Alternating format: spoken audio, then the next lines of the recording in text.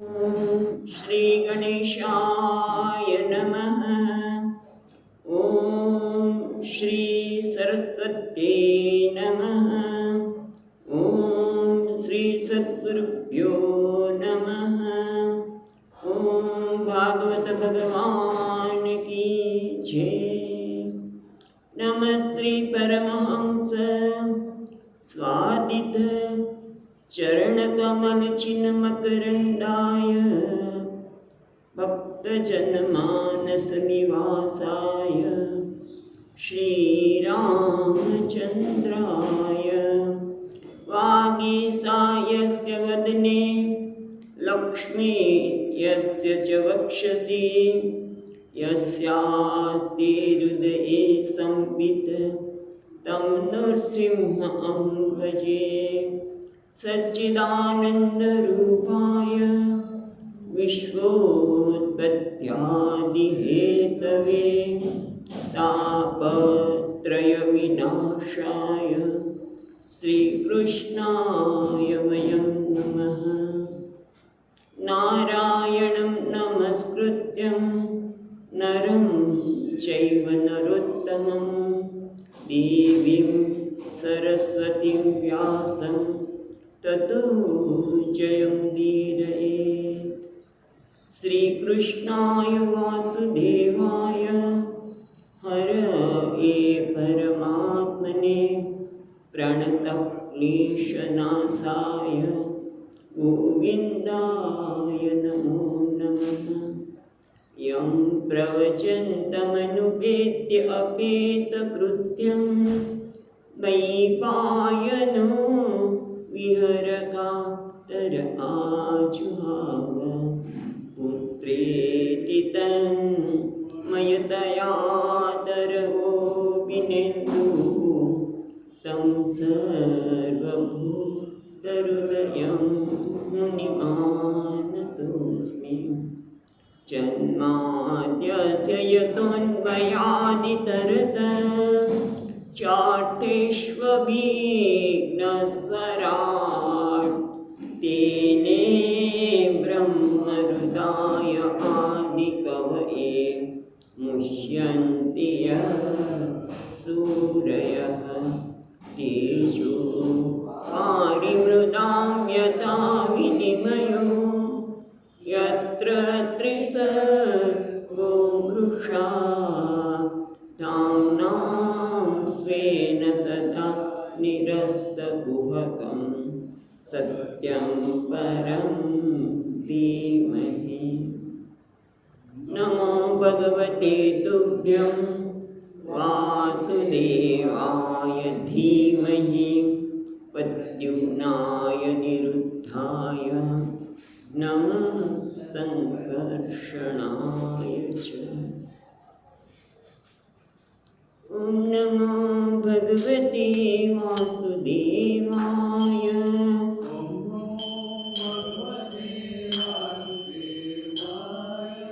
ॐ नमो भगवते वासुदेवाय।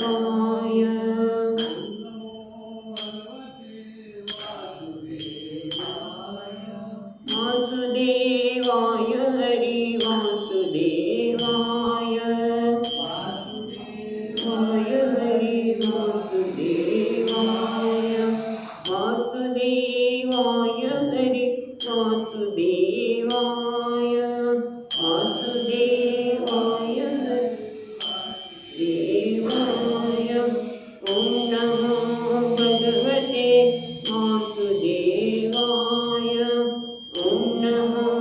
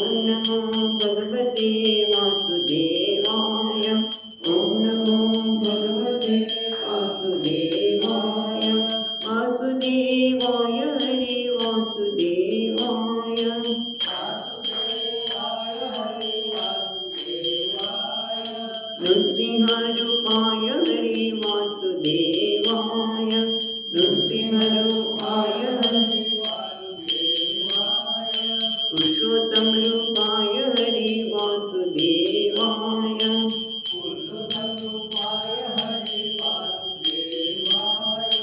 वासुदेवाय हरि वासुदेवाय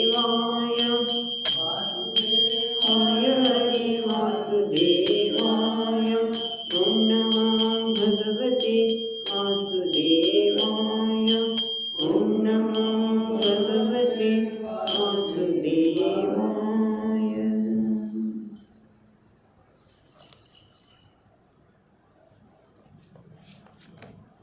તો ગઈકાલે આપણે ત્રીજા સ્કંદના 21 અધ્યાયમાં જોયું કે કદર્મ મુનિએ 10,000 વર્ષ સુધી તપ કર્યું, સાથે અર્ચના કરી, ભક્તિ પણ કરી એકાગ્ર ચિત્તે, અને ત્યારે ભગવાને એમને દર્શન આપ્યા.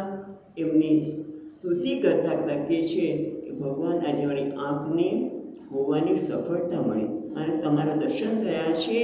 અને પછી સકામ ભક્તિની પોતે નિંદા પણ કરે છે, અને સાથે સાથે કહે છે હું પણ એ માનું છું, મેં આપની પૂજા કરી પણ છે એના માટે કે જેથી મને સમાનશીલવાળી ગૃહસ્થ આશ્રમ ચલાવવા માટે એક પત્નીની આવશ્યકતા છે, અને એના માટે મેં આપને શરણે આવ્યો છું. કારણ કે આ કરવાની પાછળનો હેતુ શું છે? પત્નીને અને ગૃહસ્થાશ્રમ શા માટે? કારણ કે અમે બધા પ્રજાપતિએ જે ને કામના વેદના મંત્રોથી અમને બધાને બાંધેલા છે. કારણ કે જે કામનાથી પ્રેરાયેલા છે એને વેદના વેદનું અનુષ્ઠાન કરવું પડે, અને હું પણ એ માનું છું. અને આમ પોતાની અને બધાના સંદર્ભમાં કહ્યું કે બધા ભક્તો જે છે, જે પરમાત્મા ભગવાનના તમારા ભક્તો છે, એ કોઈને આની જરૂર નથી, એ ભયભીત પણ નથી. અને પછી એ પણ જોયું કે તું મારી પાસે કેમ માગે છું? તો નિરુપાધિક ઉદાસીન છું, પણ તમારા સિવાય બીજું છે કોણ ભગવાન? જે કરોયો છે પોતાનામાંથી સર્જન કરે, પોતાનું એ જ કરો પાલન પણ કરે છે, અને સંહાર પણ પોતાના કરે છે. એમ તમારા સિવાય કોઈ નથી, માટે હું આપની પાસે આ માગણી કરી રહ્યો છું. અને આપણે ત્યાં સુધી જોયું, આવી રીતે સુંદર રીતે પ્રાર્થના કરી છે. અને ત્યારે 22મા શ્લોક સુધી જોયું હતું.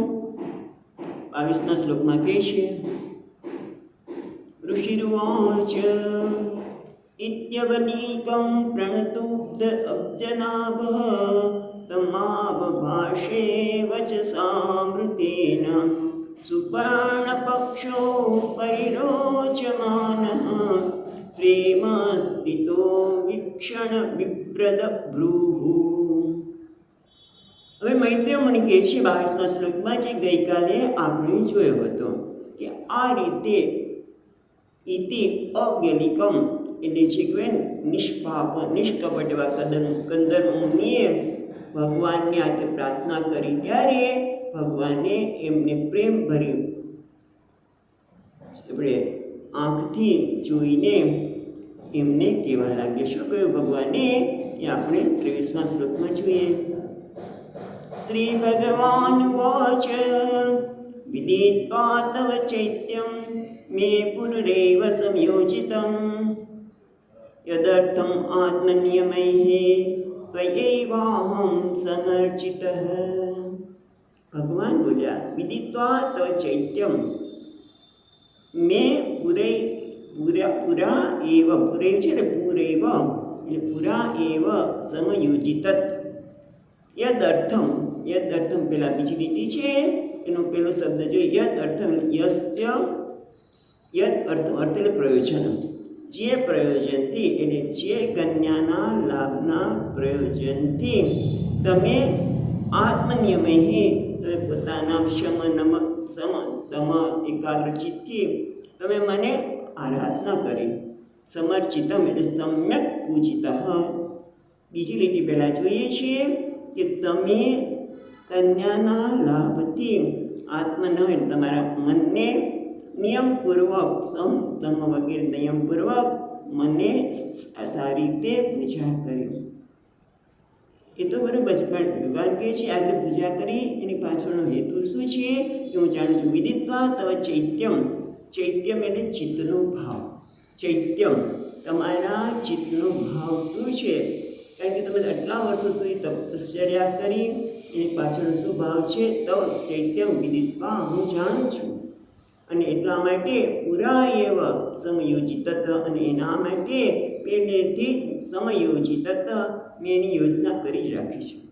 તમે જ્યારે આ પ્રકારની તપ કર્યું છે, મને ખબર હતી તમારા હૃદયના ભાવને હું જાણું છું, માટે પુરા એવ પહેલેથી જ સમયોજિત એટલે મેં એની યોજના કરી રાખી છે. એટલે કે તમને કઈ પત્ની આપવી વગેરે બધું જ મેં યોજના કરી રાખી છે, જેના કારણે તમે મારું પૂજન કર્યું હતું. વિદિત્વા તવ ચૈત્યમ મેં પુરા એવ સમયોજિત યદર્થમ આત્મનિયમૈ કયા એવ અહમ સમર્પિતમ, તમારા વડે મને જે સમર્પિત થયા છો એ હું જાણતો હતો.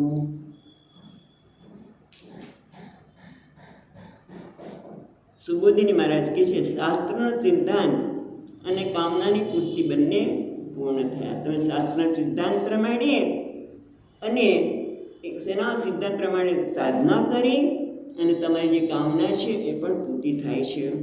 એટલે ત્યાં આગળ સુબોધિની મહારાજ કહે છે તમારી અને તમારા પિતાની, એટલે બ્રહ્માજી જ કહ્યું છે ને, બંનેની સૃષ્ટિ સર્જનની ઈચ્છાની પૂર્તિ. જો સાંભળજો, તમારી અને તમારા પિતાની સૃષ્ટિ સર્જન ઈચ્છા તમારામાં નથી, સુબોધિનીમાં છે. તથા સંન્યાસ લેવાની આજ્ઞા, એટલે ભગવાન એમને સંન્યાસ લેવાનું પણ કહ્યું હશે. સંન્યાસ લેવાની મારી આજ્ઞાને એ પ્રમાણે પ્રસન્ન થયેલો હું તમારે ત્યાં પુત્ર રૂપે આવીશ, મંગળકારનો પુત્ર બનીશ. પછી બીજા એક સરસ શ્લોકમાં કહે છે કે એટલે ટૂંકમાં આપણને ખબર નથી, પણ કે તમારા અને તમારા પિતાની જે ઈચ્છા છે સૃષ્ટિના સર્જનની એ પણ પૂરી થશે. તમારી સંન્યાસની મેં આજ્ઞા આપી છે, તમે સંન્યાસ પણ લઈ શકશો. અને ત્રીજું, તમારે ત્યાં હું પુત્ર રૂપે અવતરીશ. ભક્તસ્ય હૃદયે કામ તદેવ સ્યાદ યદા પુરાહ, એટલે ભક્તના હૃદયમાં જ્યારે કામના થાય છે ત્યારે, એટલે તમે જોજો કે ભક્તના હૃદયમાં કામના મોટે ભાગે જાગે જ નહીં, ઈચ્છા જાગે જ નહીં. પણ જ્યારે ઈચ્છા જાગૃત થઈ જ હોય છે ત્યારે ભગવાનની જ કંઈક ઈચ્છા હોય તો એ પ્રકારની કામના થાય. એટલે કે છે ભક્તના હૃદયમાં જ્યારે કામના થાય ત્યારે પહેલેથી જ ભગવાને પૂરી કરી છે, કારણ કે ભક્તિ માર્ગમાં સાધન સફળ જ બને છે. એટલે ટૂંકમાં સર્વ માર્ગમાં ભગવાનનો માર્ગ ઉત્તમ છે, ભક્તિ માર્ગ જે હંમેશા સફળ કરનારો છે. આ બધું કોનું કહે છે? સુબોધની ટીકામાં કહે છે કે ભગવાન કે તારા હૃદયની મને ખબર જ છે શું ચાલે છે, અને એટલે હું એની વ્યવસ્થા મેં કરેલી છે, અને એમ તારી વ્યવસ્થા પૂરી થશે. ટૂંકમાં જે આ શ્લોકમાં કહેવામાં આવ્યું એનું અર્થઘટન આ કરે છે કે ભગવાન ભક્તના હૃદયમાં જ્યારે કામના જન્મે છે ત્યારે પૂરી કરે છે, એમાં કોઈ શંકા હોતી નથી. આ કયા પછી ભગવાન આગળ કહે છે 24મા શ્લોકમાં, નૈમૈ જાતું શૈવ સ્યાદ પ્રજાધ્યક્ષ મદહર્ણમ ભવેદ વિદેશ્વત અતિતરામ મયે સંભૃતિતાત્મનામ. એટલે હે પ્રજાધ્યક્ષ, એ પ્રજાના અધ્યક્ષ, કારણ પ્રજાની ઉત્પત્તિ કરનાર છે, પણ એ પ્રજાધ્યક્ષ. નવૈ જાતુ મૃષા સ્યાદ મદ અર્ણમ. પહેલાં જો પેલી લીટીમાં પ્રજા અધ્યક્ષ સંબોધન છે, અને પછી શું કહે છે? મદ અહર્ણમ એટલે મારી આરાધના. મદ અર્ણનમ એટલે મારી આરાધના. નવૈ જાતુ મૃષા સ્યાદ, મારી આરાધના ક્યારેય નિષ્ફળ જતી નથી. મૃષા એટલે અહીંયા મિથ્યા નહીં, પણ નિષ્ફળ જતી નથી. મારું અર્ચન કરેલું ક્યારેય નિષ્ફળ જતું નથી. એટલે આપણે ભગવાનને પ્રાર્થના કરીએ, ઘણી બધી વખત આપણે અનુભવ કર્યો હોય, પ્રાર્થના કરી, માગણી કરીએ, પણ પછી જ્યારે સમય આવે ત્યારે આપણે એમ થાય કે આવું નવું માગ્યું તો, પણ આપણે નિષ્ફળ જાય નહીં. જેમ યાદ છે વિભીષણ મહારાજ, વિભીષણજી ભગવાનને મળવા જાય છે ત્યારે મનમાં તો બહુ બધી ઈચ્છા હોય છે કે ભગવાન મને રમતાનો રાજા બનાવે વગેરે વગેરે, પણ જ્યાં ભગવાનના દર્શન થયા ત્યારે કહે છે કે મારા હૃદયમાં બધી જ કામના હતી એમ જતી રહી બધી. ભગવાન કે તારી ઈચ્છા તો હતી ને ભાઈ, તો લે તને લંકાધીશ બનાવો.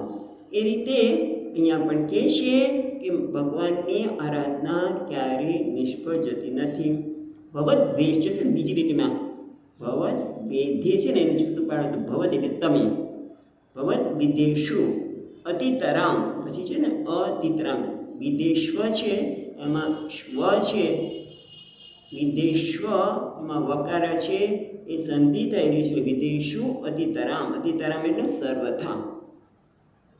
તમારા માટે અતિતરામ એટલે તમારા માટે સર્વથા મહી, મહી એટલે મારા વડે. જે સંગૃભી છે ખરેખર તો ત્યાં સંગૃભીત હકારા હોય, હકારા એટલે હકારા હોવું જોઈએ, પણ અહીંયા આ પ્રયોગ છે એટલે સંગૃભીત એટલે કે એકાગ્ર, સંગૃહિત એટલે એકાગ્ર કરવામાં આવેલું આત્મા એટલે ચિત્ત. સંગૃહિત આત્માનમ તમારું મારામાં એકાગ્ર કરવામાં આવેલું જે ચિત્ત છે ભગવદ વિદેશો અતિતરામ એ ક્યારે સર્વથા કોઈ પણ રીતે નિષ્ફળ જતું નથી. એટલે કે એ પ્રજાના અધ્યક્ષ મારું અર્ચન કદી પણ નિષ્ફળ જતું નથી. પેલી લીટીમાં અને મારા મનમાં એકાગ્ર કરનાર તમારા જેવા ભગવદ વિદેશો એટલે તમારા જેવા ભક્તો પ્રત્યે મારા પ્રત્યે તો જરા પણ નિષ્ફળ જતું નથી. સામાન્ય વ્યક્તિ પણ અર્ચના કરે તો નિષ્ફળ જતું નથી, પણ તો તમારા જેવા ભક્તોનું એકાગ્ર કરીને જે અર્ચન કર્યું છે તો કદાપી નિષ્ફળ જતું નથી. સર્વથા હંમેશા એ સફળ જ થાય છે. હવે આગળ કહે છે મહારાજ 25મા શ્લોકમાં, પ્રજાપતિ શ્રુત સમ્રાટ મનો વિખ્યાત મંગલ બ્રહ્મગર્તા યોધિશન શાસ્તિ સત્તાણવામહે. પ્રજાપતિ શુદ્ધ, પ્રજાપતિના પુત્ર સમ્રાટ મનુ. પ્રજાપતિના પુત્ર સમ્રાટ, સમ્રાટ કોને કહેવાય? રાજા અને સમ્રાટમાં શું ભેદ છે? રાજા જ છે નામ તો, પણ છતાં દશરથ રાજાને પણ સમ્રાટ કહેવામાં આવે છે. સમ્રાટ, સમ્રાટ અને રાજામાં થોડો ફેર છે. રાજા એ છે કે અમુક જગ્યાના એ રાજા છે. સમ્રાટ તો એનો વિસ્તાર તો ખૂબ મોટો છે, એટલે એની સંપત્તિ પણ એટલી વિસ્તારિત હોય, બધું જ હોય. એટલા માટે એને સમ્રાટ કહેવામાં આવે છે, રાજા નથી કહેતા. પણ કે પ્રજાપતિ સુત સમ્રાટ મનુ, મનુ જે છે એ કેવા છે? વિખ્યાત મંગલમ. વિખ્યાત છે એટલે કે એની કીર્તિ, વિખ્યાત બધા જાણે છે. અને મંગળ દ્વારા એના કર્મના સંદર્ભમાં આવે છે. એના બધા કર્મ કેવા છે? એ પણ બહુ જગતમાં પ્રસિદ્ધ છે. એટલે બધાને રાજા તરીકે જે કંઈ પ્રજાનું પાલન કરવું પડે એ બધું જ કરે છે. પોતે સદાચારી છે અને સાથે પ્રજા પણ સદાચારી બને એવો પ્રયત્ન કરે છે. એટલે એને મંગળ કહ્યું. અને વિખ્યાત એટલે કીર્તિ. એ બ્રહ્માજીના પુત્ર સમ્રાટ મનુ, જેમનું મંગળ એટલે કર્મ જગતના પ્રસિદ્ધ છે. વિખ્યાત એટલે કર્મ, મંગળ એટલે કર્મ એનું, પણ એ કર્મ જગતમાં વિખ્યાત પ્રસિદ્ધ છે. એટલું જ નહીં, બ્રહ્મવર્ત યો અધિવસન શાસ્તિ સપ્તાણો મહિમ. અને વળી કહેવાય છે બ્રહ્માવર્તમાં રહીને 7 સપ્તાર્ણવ એટલે 7 સમુદ્રવાળી, સપ્તાર્ણવ મહિમ, પૃથ્વીમાં એવું છે 7 સમુદ્ર છે, એ 7 સમુદ્રવાળી પૃથ્વીને બ્રહ્માવર્તમાં રહીને અધિશાસ્તી એટલે પોતે શાસન કરે છે. પણ બ્રહ્માવર્ત કોને કહેવાય? આપણે સંકલ્પ પણ કરતા હોય છે, બરાબર છે ને? કરીએ છીએ ને સંકલ્પ. બ્રહ્માવર્ત એટલે સરસ્વતી, અહીંયા આપે છે ટીકાકાર, કે સરસ્વતી અને દુષદવતી, આ સરસ્વતી અને દુષદવતી આ બે દેવ નદી છે. સરસ્વતી ક્યાં ઉદ્ભવસ્થાન ક્યાં છે? અને ખ્યાલ છે તે બદ્રીનાથમાં સરસ્વતીજીના દર્શન થાય. બદ્રીથી તમે થોડા કિલોમીટર જાઓ તો ત્યાં સરસ્વતીનું ઉદ્ભવસ્થાન એકદમ દેખાય, પછી પાછા દેખાતા નથી સરસ્વતી. એટલે સરસ્વતી અને દિશોત્પત્તિ એ બે દેવનગરી વચ્ચેના દેવોએ રચેલા પ્રદેશને બ્રહ્માવર્ત કહેવામાં આવે છે. એટલે કે ટૂંકમાં પૃથ્વીનું રાજ્ય થઈ ગયું. એટલે બ્રહ્માવર્તમાં 7 સમુદ્રવાળી પૃથ્વીનું એ શાસન કરે છે. અચ્છા, એટલે મનુ મહારાજને એટલી ઓળખાણ આપી કે મનુ મહારાજ કોઈ સામાન્ય નથી, બહુ વિખ્યાત છે. પોતે આટલા બધા સદાચારી છે એના કર્મથી, અને બ્રહ્માવર્તમાં 7 સમુદ્રવાળી પૃથ્વીનું એ શાસન કરી રહ્યા છે. એટલા માટે સમ્રાટ છે. હવે આગળ કહે છે,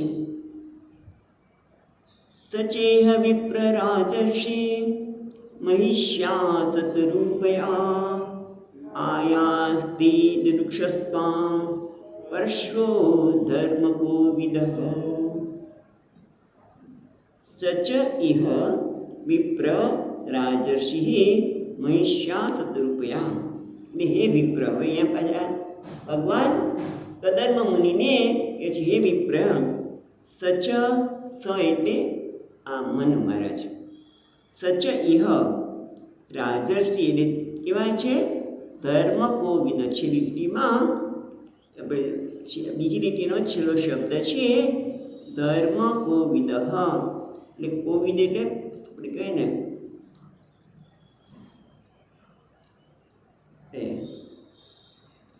પ્રવીણ, એમાં આપણે ધર્મ કોવિદ કહે છે. બીજા બધામાં પણ એવો શબ્દ કોવિદ એટલે જે આપણે પંડિત, આમ તો કોવિદ એટલે પંડિત હોય, પણ અહીંયા ધર્મ કોવિદ એટલે ધર્મમાં પ્રવીણ. ધર્મમાં પ્રવીણ રાજર્ષિ, રાજા છે પણ પાછા ઋષિ છે એટલે રાજર્ષિ, બરાબર. એ વિપ્ર તે, સ એટલે તે, ધર્મ પ્રવીણ અને રાજર્ષિ મનુ, આપણે મૂકવું પડે મનુ. મહિષ્યા સતરૂપયા, મહિષ્યા એટલે મહારાણી, સતરૂપા સાથે આયાસ્તિ એ અહીંયા આવશે. ક્યારે આવશે? એ દુક્ષત્વામ તમને જ મળવા માટે અહીંયા આવશે. પણ ક્યારે આવશે? પરશ્વ, પરશ્વ, સ્વ એટલે આવતીકાલ, પછીના દિવસે, એટલે આવતીકાલ પછીનો એટલે કે પરમ દિવસે, બરાબર. સ્વ એટલે આવતીકાલ અને પર એટલે પછીનો, એટલે પરમ દિવસે તમને અહીંયા મળવા આવશે. એ બધું જ ભગવાન નક્કી કરેલું છે કે તમને આ ધર્મ પ્રવીણ રાજર્ષિ મનુ મહારાણી શત્રુપા સાથે પરમ દિવસે મળવા આવશે.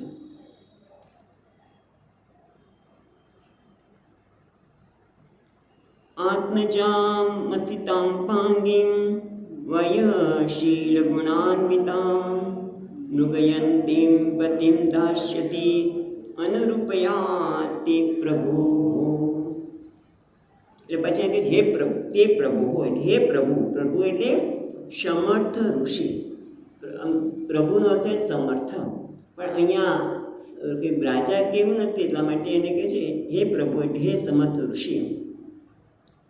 આત્મજા, આત્મજા એટલે પોતાની, પોતાનામાંથી જન્મેલી, એટલે આત્મજા એટલે સ્વપુત્રી. કારણ કે આત્મજ કહે તો સ્વપુત્ર થાય, પણ આત્મજા સ્ત્રીલિંગ માટે સ્વપુત્રી. કેવી છે? આત્મજામ અસિતા પાંગી. અસિતા એટલે શ્યામ, શ્યામ કલરને અસિતા, શ્યામ લોચનવાળી. વયઃ એટલે યૌવન, યુવાન. શીલ ગુણ અન્વિતામ, શીલ અને ગુણમાંથી યુક્ત, એટલે સદાચારી. બધા પ્રકારના શીલ આવી જાય, એટલે સદાચારની બધા પ્રકારના શીલવાળી, ગુણવાળી અને રૂપવાળી. રૂપ વગેરે ગુણ કહી શકાય. ગુણ એટલે રૂપ વગેરે ગુણ. શીલ, વય એટલે યૌવન, અને શ્યામ લોચનવાળી. મૃગયંતી પતિમ દાસ્યંતી અનુરૂપયા તે. પતિમ એટલે સ્વ અનુરૂપ પતિમ. પતિ ખાલી નહીં, પણ એ પોતાની પુત્રીને અનુરૂપ પતિને શોધમાં આવશે. આ પરમ દિવસે મનુ મહારાજ પોતાની પુત્રી જે આટલી સુંદર છે, જે શ્યામ લોચનવાળી છે, રૂપ અને ગુણમાં પણ રૂપ અને ગુણથી યુક્ત છે, શીલવાળી છે, યુવાન છે, અને એ પોતાના પતિને શોધતી, એટલે પોતાના અનુરૂપ પતિને શોધતી, દાસ્યંતી અનુરૂપયા એટલે તમને યોગ્ય લાગશે, તમે એને યોગ્ય છો એવું લાગશે. અનુરૂપયા યોગ્ય તે દાસ્યંતી, તમે એને સુયોગ્ય છો એવું લાગતા તમને એ અર્પણ કરશે. દાસ્યંતી એટલે અર્પણ કરશે. હવે આગળ કે છે, સમાહિતમ તે હૃદયમ યત્રે માન પરિવત્સરાણ સાત્વાં બ્રહ્મન્નુપવધુ કામામાશુ ભજિષ્યતિ. અચ્છા કે છે, હે બ્રહ્મન,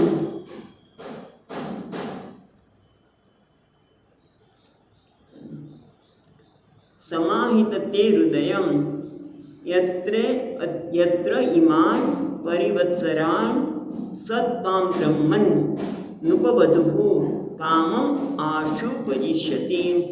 અને આજે તમને એની પુત્રી આપશે, એ પણ કેવી છે? હે બ્રહ્મન, બીજી લીટીમાં સત્પામ બ્રહ્મન નુપવધુ. નુપવધુ એટલે રાજાની કન્યા, રાજકન્યા, રાજકુમારી. હે બ્રહ્મન, સમાહિત તે હૃદયમ યત્ર ઇમામ પરિવત્સરાન. પરિવત્સરાન એટલે આપણે વર્ષો સુધી. તમે યત્ર પછી લઈએ આપણે યસ્યામ, જે પત્ની માટે ઇમામ પરિવર્તન આટલા વર્ષો સુધી 10,000 વર્ષ સુધી તમે એકાગ્ર થઈને આટલા વર્ષ, આમ તો ઇમામ એટલે આટલા, પણ આટલા એટલે કેટલા વર્ષો થયા? તો કે 10,000 વર્ષ દેવતાઓના. એટલા વર્ષ સુધી તમારું મન જે ભાર્યામાં અનુરૂપ છે. સમાહિતમ તે હૃદયમ, તમારા હૃદયમાં યત્ર છે ને યસ્યામ, જે પ્રકારની પત્ની માટે તમારું હૃદયમાં એકદમ પિક્ચર હશે, હૃદયમાં કે આવી સ્ત્રી હોય તો હું ખરેખર પ્રજાનું સર્જન કરી શકું. એટલે કે તમારા મનમાં જે ભાર્યા, જે પ્રકારની સ્ત્રી છે એમાં તમારું મન અનુરક્ત છે. સત્પામ બ્રહ્મન વધુ કામામ આશુ ભજિષ્યતિ. અને તેથી તેવી જ રાજકુમારી તમારી કામના અનુસાર, કામાન આશુ, કામાન એટલે તમારી ઈચ્છા, તમારી ઈચ્છાને અનુસાર, આશુ એટલે શીઘ્ર ભજિષ્યતિ એ ભજન કરશે. એટલે શું? ભજિષ્યતિ ભજન કરશે, એટલે ભજન કરશે એટલે તમારી સેવા કરશે. એટલે તમે જે પ્રકારની સ્ત્રીનું મનમાં આટલા વર્ષોથી 10,000 વર્ષથી તમે જે ભજન કરી રહ્યા છો, એ ભજનની સાથે એના મનમાં એક કહેવાય ને પિક્ચર કહેવાય, એક મનમાં પોતાની સ્પષ્ટતા છે કે મને આવા પ્રકારની સ્ત્રી જોઈએ. એટલા માટે એટલું બધું ભજન કર્યું, એટલા વર્ષ સુધી તપ કર્યું, અને એટલા માટે એ પણ તમને તમારી કામના પ્રમાણે તમારી શીઘ્ર સેવા કરશે. યત્ર સમાહિતમ એટલે જેવી ભાર્યામાં, જેવી પત્નીમાં સમાહિતમ એટલે પૂરવાયેલું મન છે, એવી રાજકુમારી તમારી ઈચ્છાને પૂરી કરશે. આગળ છે, યાત આત્મકૃતમ વીર્યમ નવધા પ્રસવિષ્યતિ વીર્યે ત્વદીયે ઋષયઃ આદ્યશ્ચન્તિ અંજસાત્મનઃ. એક આટલા શ્લોકમાં ઘણું બધું મહારાજે કહી દીધું. ભગવાને શું કહે છે? યાત તે તમારા આત્મવૃતમ વીર્યમ નવદા પ્રસવિષ્યતિ. યાત તે તમારા, યા એટલા માટે જે સ્ત્રીલિંગ છે તે જે રાજકન્યા આત્મવૃતમ વીર્યમ એ તમારા વીર્યથી નવદા પ્રસવિષ્યતિ 9 પ્રકારે પ્રસવ કરશે. એટલે કે તમારે ત્યાં 9 કન્યાનો જન્મ થશે. જન્મ તો થશે, પણ સાથે બીજી લીટીમાં એ કન્યાનો લગ્ન પણ ઋષિ સાથે થશે, અને એ કન્યાઓ પણ પુત્રનો જન્મ આપશે. બોલો, એ બીજી લીટીમાં આટલું બધું કહી દીધું. હજુ એ કેવી રીતે કહે છે, તો વીર્યે ત્વદીયે ઋષય આધાસ્યંતિ અંજસા આત્મનઃ. અને પાછા એ જે 9 કન્યા છે તે ઋષય એટલે મરીચી વગેરે જે ઋષિઓ છે એની સાથે તો 9 કન્યાના લગ્ન પણ થશે. અને એ લોકો તદીય વીર્ય એટલે તમારી કન્યા, તો 9 કન્યા રૂપી વીર્યમાં આત્મ સમાન પુત્રો ઉત્પન્ન કરશે. આત્મનઃ એટલે કેમ કીધું, તો કે છે કૌશિતકી ઉપનિષદમાં આવ્યું છે, આત્મા વૈ પુત્ર નામ આસી.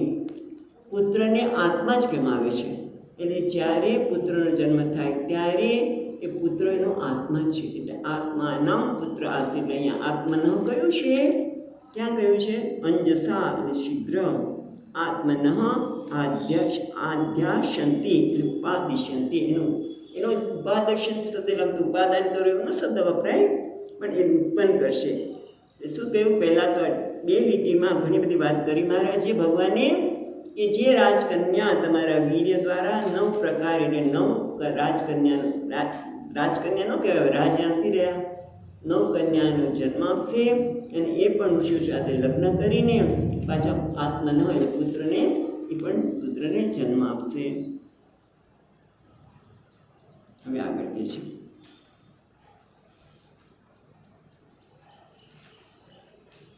તમ ચ સમ્યક અનુષ્ઠાય દેશમ મમ ઉષ્યતમઃ મયી તીર્થકૃતાશેષ ક્રિયાર્થો માં પ્રતસ્યસે. એટલે હવે કહે છે, તમ ચ સમ્યક અનુષ્ઠાય નિદેશમ મમ ઉષસત્તમ. પહેલાં તો એમના માટે ઉષતમ એટલે કે શુદ્ધ ચિત્તવાળા, શુદ્ધ સત્વ, એટલે જેનું અંતઃકરણ શુદ્ધ છે. એટલે તમે સુંદરમાં સુંદર છો અને શ્રેષ્ઠમાં શ્રેષ્ઠ છો, કારણ કે તમારું અંતઃકરણ શુદ્ધ છે. ઉષતમ એટલે શુદ્ધ અંતઃકરણવાળા તમે શું છે, નિદેશમ એટલે આજ્ઞા, બરાબર. ત્વમ ચ સમ્યક અનુષ્ઠાય નિદેશમ મેં છે મેં નિદેશમ મારા આજ્ઞા પ્રમાણે તમે તમ ચ સમ્યક અનુષ્ઠાય તમે પણ સારી રીતે અનુષ્ઠાન કરશો. તમે પણ મારી આજ્ઞાનું અનુષ્ઠાન કરો એટલે પાલન કરશો. અને એના કારણે તમે શુદ્ધ ચિત્તવાળા થઈને મયી તીર્થ કૃત અશેષ ક્રિયાર્થો. મય એટલે મારામાં, તીર્થ એટલે આમ તો અહીંયા અર્થ કરે છે પાત્ર, એટલે પાત્રમાં કંઈ મૂકીએ ને એને કહે છે તીર્થ. પણ અહીંયા પાત્રમાં શું છે, મય તીર્થ એટલે મને પાત્ર કરીને, એટલે મને અર્પણ, મને પાત્ર કરો એટલે હું તમારા માટે પાત્ર બનું, એટલે કે તમે મને એમાં કંઈક આપશો. શું આપશો, ભગવાન કહે છે કૃત અશેષ ક્રિયાર્થો, એટલે તમે બધા જ કર્મો અને કર્મ ફળ મને અર્પણ કરશો. એટલે એ દ્વારા આપણે પણ કહે છે ભગવાન, કારણ કે આજે તમે જુઓ, હમણાં જ વાત કરતા હતા કે માણસને કર્મ કરતાં કર્મફળમાં વધારે રસ હોય છે. કર્મ કરી નાખશું પણ મને ફળ તો આ જ મળવું છે.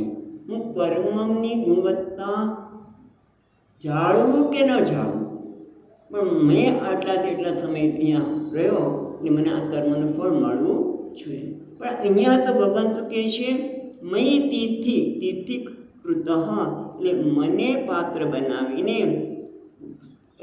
તીર્થ એટલે પાત્ર, એ મને પાત્ર બનાવીને અશેષ ક્રિયાર્થ, અશેષ બધા જ એક પણ કર્મ બાકી રાખ્યા વગર બધા કર્મો અને કર્મફળ મને તમે અર્પણ કરશો. તેનાથી શું પ્રાપ્ત થાય, ભગવાને મને શું મળવાનું, આપણે થાય ને કે કર્મ તમારા માટે કરો, કર્મફળ પણ મારી કોઈ અપેક્ષા નહીં રાખવાની, તમે કર્મફળ પણ તમને અર્પણ કરી દો તો પછી મને શું મળે, કારણ કે આપણને તો એ બ્રશ છે કે મને શું મળે.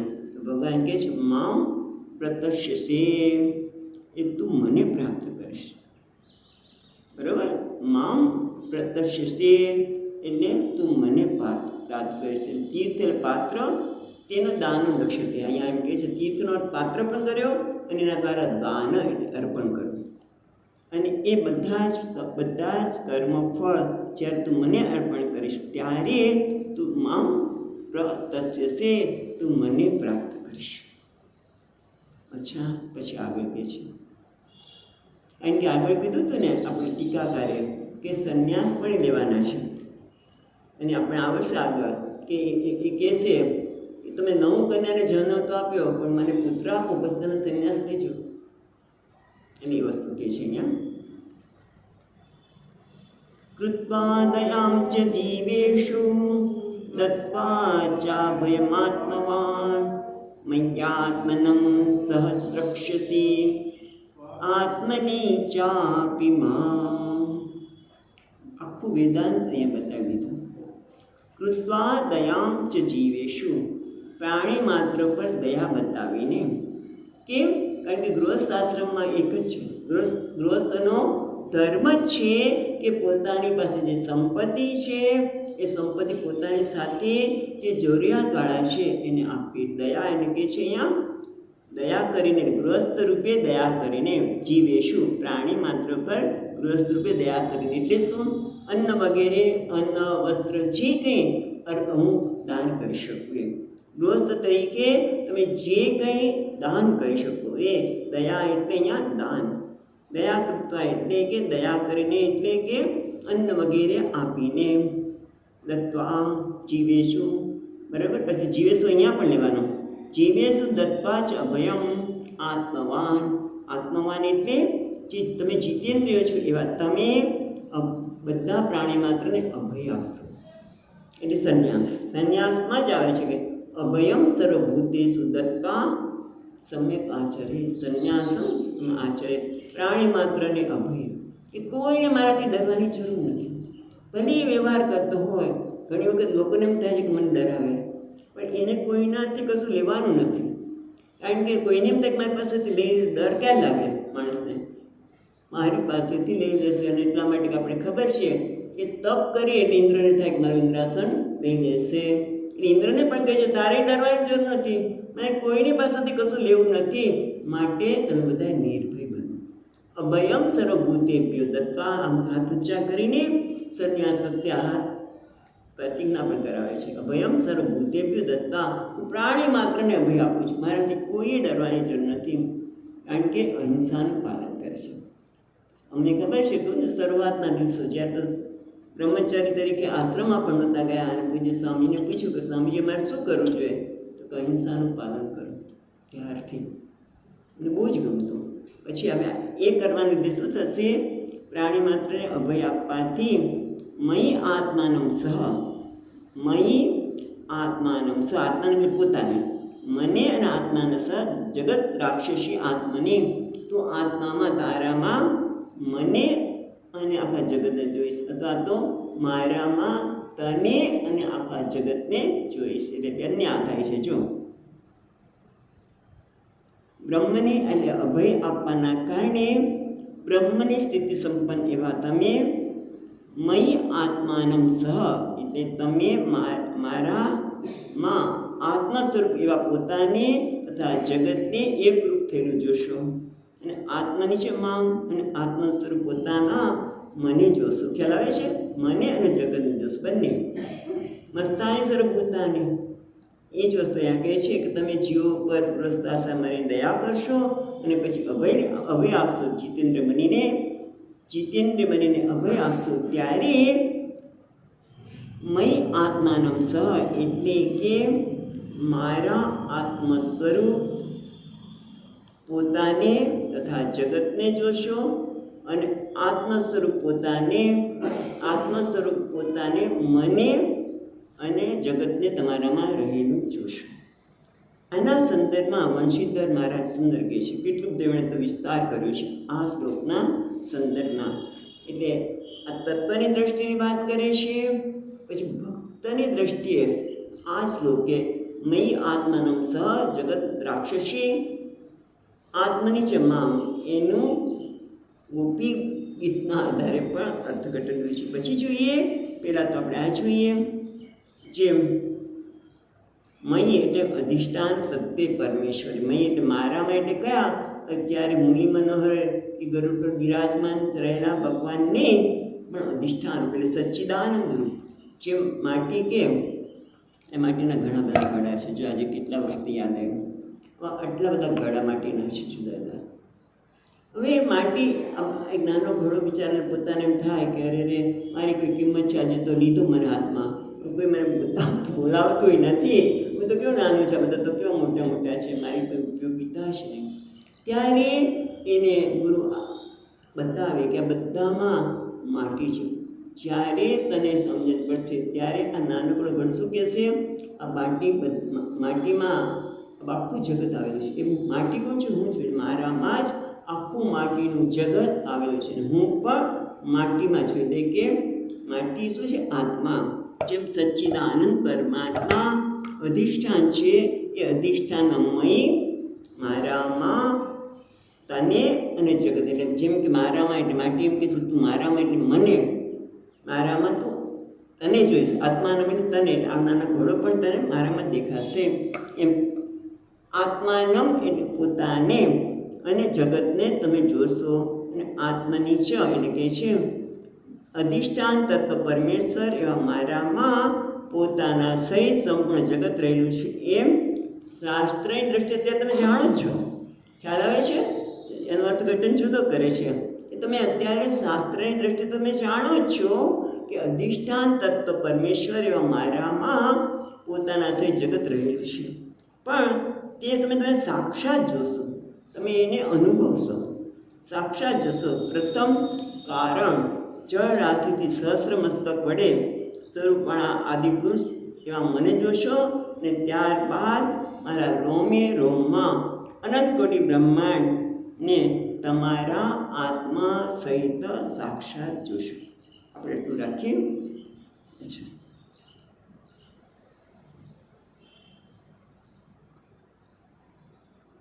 હવે તે ત્રણ આત્મની ચ અભિમામ એનો અર્થ કહે છે આત્મને પોતાનામાં રહેલા અંતર્યામી એવા મને અત્યારે તમે જાણો તો છો.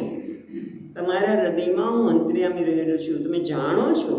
પણ એ વખતે તમે સંન્યાસ લઈને પછી આ પ્રકારનું આત્માનું અનુસંધાન કરશો, ત્યારે તમે સાક્ષાત આ વસ્તુને જોઈ શકશો. કેટલાક મનુષ્ય પોતાના હૃદયની અંદર હૃદયાકાશમાં રહેલા પ્રાદેશ પ્રમાણ પુરુષને, જે બીજા સ્કંદમાં બધી વાત કરી છે, એ પુરુષને તમે સાક્ષાત જોશો. એટલે કે સર્જન થવા યોગ્ય ને સર્જન ન થવા યોગ્ય એવો હું તમને ત્યારે દર્શાવીશ. હવે એટલી વાત કર્યા પછી ભક્તના સંદર્ભમાં, ભક્તિના સંદર્ભમાં કહે છે, અથવા વંશીધરી મહારાજ તમારા પુત્ર રૂપે મારામાં યશોદા મૈયાએ જે જગત, યશોદા મૈયાને બતાવ્યું હતું ને ભગવાને જગત, એટલે કે તમારા પુત્ર રૂપે, તમારા પુત્ર રૂપે જ્યારે અવતાર ધારણ કરીશ ત્યારે મારામાં શ્રી યશોદાજીની જેમ જગતરૂપ આત્માને તમે જોશો. અને પોતાનામાં આત્મામાં, તમારા પોતાના આત્મામાં જેમ ગોપીજનો, એ ભાગવતના 10મા સ્કંદમાં બતાવે છે કે કોઈ ગોપી નેત્રરૂપી છિદ્ર દ્વારા ભગવાનને હૃદયમાં સ્થાપી આંખ બંધ કરીને હૃદયમાં રહેલા ભગવાનને જેને આલિંગન આપતી હોય, રોમાંચિત થઈને યોગીની જેમ આનંદમગ્ન બની જાય છે. ખ્યાલ આવે છે? અહીંયા અર્થઘટન જુદી રીતે કરવામાં આવ્યું. તમે મારામાં જોશો, હું તમારા જોશો. કદાચ એનો સમજાય તો ભક્તિના સંદર્ભમાં કહે છે જેમ યશોદા મૈયાએ આખું જગત પરમાત્માનું પોતાનામાં જોયું, ભગવાન બતાવે ને આખું જગતના પોતે છે અને એમને બતાવ્યું, એમ તમે તમારા પુત્ર રૂપે મને જોશો. અને જેમ ગોપીજનો છે, એમાં એક ગોપી છે નેત્ર દ્વારા ભગવાનને જોવે છે, આંખ બંધ કરીને ભગવાનને પોતાના હૃદયમાં જોઈને જાણે આલિંગન આપે છે અને એનાથી આનંદમગ્ન થઈ જાય છે. એમ તમે પણ આનંદમગ્ન થઈ જશો. એટલે આ શ્લોકના વંશીધરી મહારાજે આ પ્રકારે અર્થ કર્યા. હવે આપણે આગળ જઈએ. 32મો શ્લોક. સહં સવાંસકલયા ત્વદીવીરેણ મહામુને તવ ક્ષેત્રે દેવહૃત્યાં પ્રણએષ્યે તત્વસંહિતા. એટલે કે હે મહામુનિ સહ અહમ સ્વ અંશકલયા તવ વીર્યેણ તવ ક્ષેત્રે દેવહૃત્યામ. પછી અહીંયા છે ને એક ક્રિયાપદ ઉમેરવું પડે. એટલે કે હે મહામુનિ સ્વ અંશ કલયા, એટલે હું મારી અંશરૂપી કલા વડે તવ વીર્યેણ તમારા વીર્ય દ્વારા તવ ક્ષેત્રે દેવહત્યામ તમારી પત્ની, ક્ષેત્રનો અર્થ ભાર્યા કર્યું, તવ ક્ષેત્રે દેવહત્યામ સહ અહમ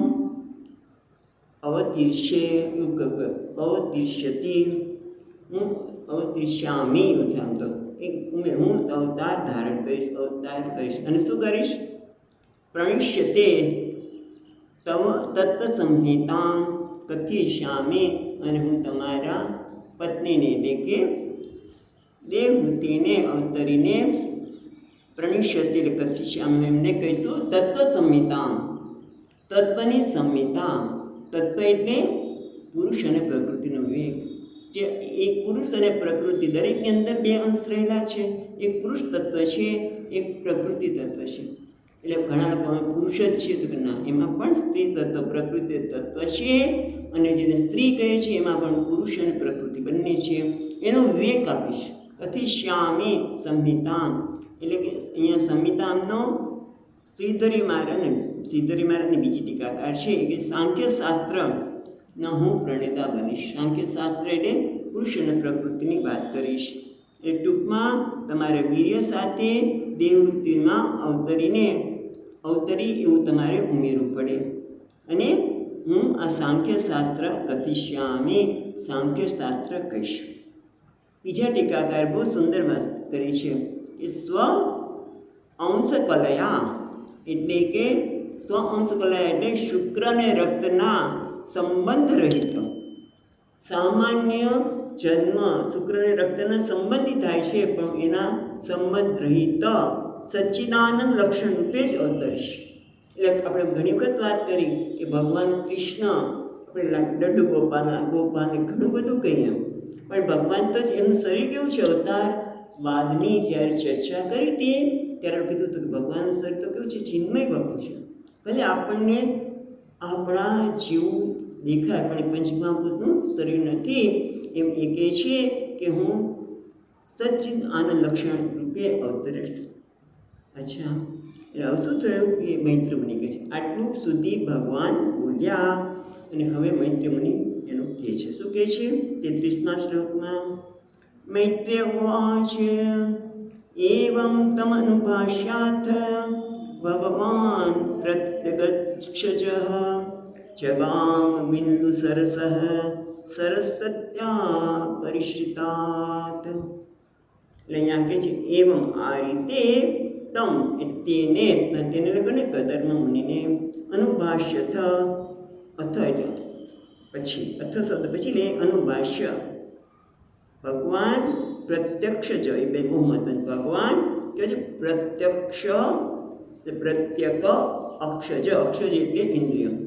ભગવાન જે ઇન્દ્રિયોના અંતર પછી શબ્દ ભગવાન ઇન્દ્રિયોના અક્ષજ એટલે ભગવાન ઇન્દ્રિયોને દ્વારા જોઈ શકાય છે. પણ કોના માટે? ભગવાન પ્રત્યક્ષ જ એટલે ભગવાન ઇન્દ્રિયોવાળા જન્મમાં પ્રગટ થનારા, પેલા અર્થ જે પ્રગટ થનારા પ્રત્યેક અક્ષજ ભગવાન. પણ કોના માટે પ્રગટ થાય ભગવાન? બધાને નથી પ્રગટ થતા, આપણને તો કંઈ દેખાતા નથી. તો કોને દેખાય છે? તો કે છે ભગવાન જેની અંતર્મુખ થયેલી ઇન્દ્રિયો છે, જેની ઇન્દ્રિયો બહિર્મુખ નથી, જેની ઇન્દ્રિયો અંતર્મુખ થયેલી છે, એવા જનોનો, એવા ભક્તો માટે, એવા લોકો માટે પ્રગટ થાય છે. એટલે અહીંયા છે પ્રત્યક્ષ જહ એટલે અંતર્મુખ થયેલી ઇન્દ્રિયોમાં મનુષ્યમાં એ પ્રગટ થનાર એવા ભગવાને આ પછી, અથવા એટલે આ પછી આ રીતે કદર્મને એવમ તમ અનુભાષ્ય, આ રીતે કદર્મને કહીને ભગવાન જે પ્રત્યક્ષ જ છે, જે પ્રગટ થનારા છે ઇન્દ્રિયોથી દ્વારા, ઇન્દ્રિયો પ્રગટ થનાર એટલે શું? ઇન્દ્રિયો દ્વારા દર્શન કરે. પણ કોણ કરી શકે? જેની ઇન્દ્રિયો અંતર્મુખ થઈ છે એવા લોકોને માટે ભગવાન પ્રત્યક્ષ પ્રત્ય ગ છે ને પછી અક્ષ જ છે.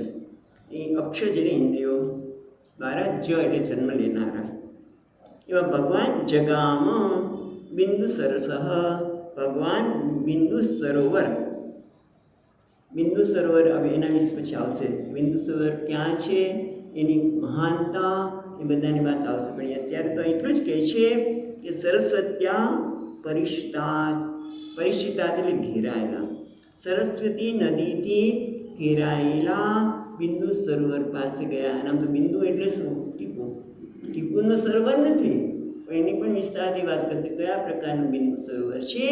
પણ અહીંયા તો શું કહે છે? જગામ એટલે પધારી ગયા. જગામ એટલે ગયા, પણ અહીંયા આપણે શું પધારી ગયા એટલે કે મૈત્રેય મુનિ કહે છે કે આ રીતે કદર્મ મુનિએ કહ્યા પછી અંતર્મુખ થયેલી ઇન્દ્રિયોવાળા માટે પ્રગટ થનારા એવા ભગવાન સરસ્વતી નદીથી ઘેરાયેલા બિંદુ સરોવર પોતે ત્યાં પહોંચી ગયા.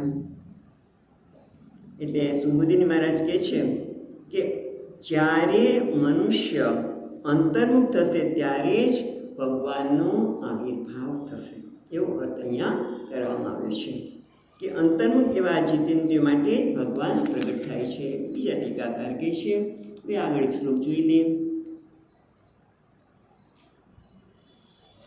નિરીક્ષતસ્ય યથાવશેષ સિદ્ધેશ્વરાભીષ્ટત સિદ્ધમાર્ગઃ આકર્ણ્યપત્ર રથેન્દ્ર પક્ષૈઃ ઉચ્ચારિતં સ્તોમદ્ગીણસામઃ.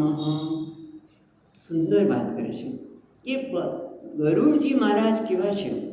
ગરુડજીની પાંખમાંથી સામગાન થાય છે. સામગાન એ બતાવે છે, પણ એ પહેલાં કહે છે નિરીક્ષત પેલી લીટીમાં છે નિરીક્ષતસ્ય તસ્ય એટલે તે કદર મુનિ, કદર મુનિના દેખતા છે. યયાવશેષ યયાવન પણ યયો પધારી ગયા ભગવાન. અશેષ સિદ્ધા વ અભિષ્ટુ સિદ્ધ માર્ગા. હા, એ જરા જોયું છે. અશેષ એટલે અશેષ કંઈ પણ બાકી રાખ્યા વગર, સમસ્ત તપ મંત્ર વગેરે જેમણે સિદ્ધ કર્યા છે તેવા સિદ્ધેશ્વર, એને સિદ્ધેશ્વર કહ્યું. સિદ્ધેશ્વર એટલે સિદ્ધના ઈશ્વર એટલે કે તપ મંત્ર વગેરે જેમણે સિદ્ધ કરેલા છે એવા સિદ્ધેશ્વર વડે શું છે? અભિષ્ટુ એટલે સ્તુતિ કરાયેલા કેવા છે? સિદ્ધ માર્ગનો અર્થ કરે છે વૈકુંઠ. તો સિદ્ધ માર્ગ એટલે જ્યાં જે સિદ્ધો છે એનો માર્ગ એટલે વૈકુંઠ માર્ગ. એટલે કે છે સમસ્ત તપ અશેષ એટલે સમસ્ત તપ મંત્ર વગેરે જેમણે સિદ્ધ કર્યા છે તેવા સિદ્ધેશ્વરો વડે સ્તુતિ કરાતા વૈકુંઠ માર્ગ છે જેમનો, વૈકુંઠ માર્ગ છે એટલે કે સમસ્ત સિદ્ધો જે વૈકુંઠમાં રહે છે, અથવા તો સમસ્ત સિદ્ધો વડે સ્તુતિ કરાતા તેમ સિદ્ધજનો વડે શોધવામાં આવતા સિદ્ધ માર્ગવાળા ભગવાન કદર મુનિને દેખતા નિરીક્ષત એને જોતા જોતા જ પધારી ગયા, નીકળી ગયા. હવે આગળ કહે પાછા આકર્ણ્ય છે ને ત્રીજી લીટીમાં આકર્ણ્ય પત્ર રથેન્દ્ર પક્ષૈ. પથ રથ ઇન્દ્ર એટલે પત્ર રથ ઇન્દ્ર એટલે પાંખ જેની છે એવા ઇન્દ્ર એટલે પક્ષીરાજ ગરુડ. પક્ષીરાજ ગરુડ પક્ષૈ એટલે એમની પાંખો વડે ઉદ્ગીર્ણ એટલે અભિવ્યક્ત થવું. ક્યાં છે ઉદ્ગીર્ણ? ઉચ્ચારિત સ્તોમમ ઉદ્ગીર્ણ સામ છે ને લીટીમાં ઉદ્ગીર્ણ એટલે અભિવ્યક્ત થતા કયા? સ્તોમ અને સામ. એટલે આ સામ ગાન છે એમાં વૃત સામ પ્રથંતર સામ એ બધા સામ મંત્રોના વિભાગ છે. અને એના માટે કહે છે ઉદ્ગીર્ણ સામ ઉચ્ચારિતમ સ્તોમમ ઉદ્ગીર્ણ સામ એટલે પક્ષીરાજ ગરુડની પાંખ દ્વારા જે પાંખ દ્વારા સામગાન અને ઉદ્ગીર્ણ એટલે અભિવ્યક્ત થતા સામ અને સ્તોમ. એ સામગાનમાં જે સ્તોમ છે અને ઉદ્ગીર્ણ છે એ પ્રગટ થતા. એટલે ટૂંકમાં શું કહેવામાં આવે છે કે પક્ષીરાજ ગરુડજીની પાંખો વડે જ્યારે પાંખો ઉડી રહી છે ને ત્યારે જાણે કે પક્ષીરાજની પાંખો આ સ્તોમ અને સામગાનનું ઉચ્ચારણ કરી રહ્યા છે. એમાં ગરુડજી ઉપર બેસીને ભગવાન બિંદુસર પહોંચી ગયા. એમ આ દેખતા જ એ પોતે બિંદુસર પર પહોંચી ગયા. ચાલો આપણે અહીંયા અટકીએ. સચ્ચિદાનંદ રૂપાય વિશ્વોત્પત્યાદિ હેતવે તાપત્રય વિનાશાય શ્રી કૃષ્ણાય વયં નમઃ. યં પ્રવચन्तમનુપેત્ય અપેતકૃત્યં વૈપાયનો વિહરકાદર આજુહાવ. પુત્રેતિ તન્મયતયાતરવો વિનેન્દુઃ तं સર્વભૂતહૃદયં મુનિમાનતોऽસ્મિ. ઓમ શાંતિ શાંતિ શાંતિ. હરિ ઓમ.